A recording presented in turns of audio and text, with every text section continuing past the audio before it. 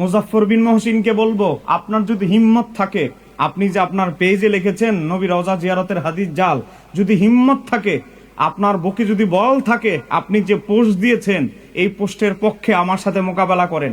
কখন বাসে বসবেন আপনি তারিখ দিবেন, আপনি যেই পেজের কথা বলবেন ওই পেজেই বাহাস হবে। আসসালামু আলাইকুম রহমতুল্লাহ। সম্মানিত দর্শক ও শ্রোতা, দেশ এবং বিদেশে যে যেখান থেকে দেখছেন প্রত্যেকে জানাচ্ছে আমার সালাম। আসসালামু আলাইকুম রহমতুল্লাহ। আপনারা জানেন কিছুদিন আগে আহলে হাদিসের একজন কথিত শায়েখ মুজাফফর বিন মহসিন, সে তার মাসিক আল ইখলাস পত্রিকার বরাতে সে একটি ছবি পোস্ট করেছে, একটি লেখা, সেটি হচ্ছে যে আমার কবর জিয়ারত করলো তার জন্য আমার শাফাত ওয়াজিব হয়ে গেল, এই মর্মে যে একটি হাদিস। এই হাদিসটি কি, বর্ণনাটি কি সহি? উত্তর পত্রে সে লিখেছে বর্ণনাটি জাল। আচ্ছা, মান যারা কবরি বাজাবাত লাহু শাফাতি, হাদিস জাল, তো আপনি কোথায় থেকে পেলেন? দলিল দিয়েছে কি জানেন? জয়ফুল জামে, নাসিরুদ্দিন আলবানির জয়ফুল জামে কিতাবের 5607 নম্বর হাদিস। ও বাবা, আপনার জাত ভাই আলমানের দলিল দিলে হবে?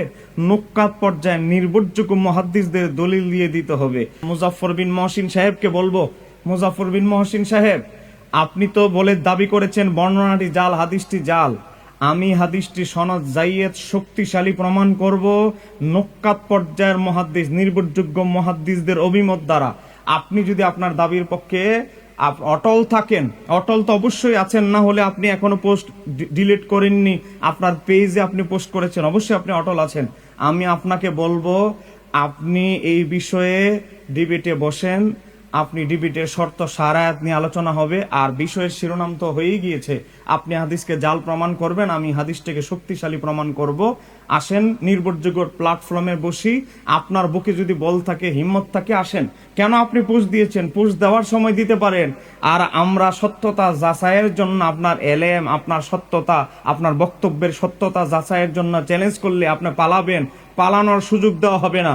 আপনি যদি এই বিষয়ে বাহাস না করেন, পরবর্তীতে আপনি কোনো বাহাসের বিষয়ে, কোনো বিষয়ে মুখ খুলতে পারবেন না। আপনি সুন্দর করে যা মন চায় তা লিখে দিবেন, সত্যতা জানার জন্য যখন আমরা আপনাকে চ্যালেঞ্জ করব আপনি পালিয়ে যাবেন, এটা তো হতে পারে না। আপনি আসেন, কোন দিন কোন সময় আপনি বসবেন, আমরা নির্ভরযোগ্য প্ল্যাটফর্মে বসবো। আপনার পক্ষের লোক দরকার নাই, আমার পক্ষের লোক দরকার নাই।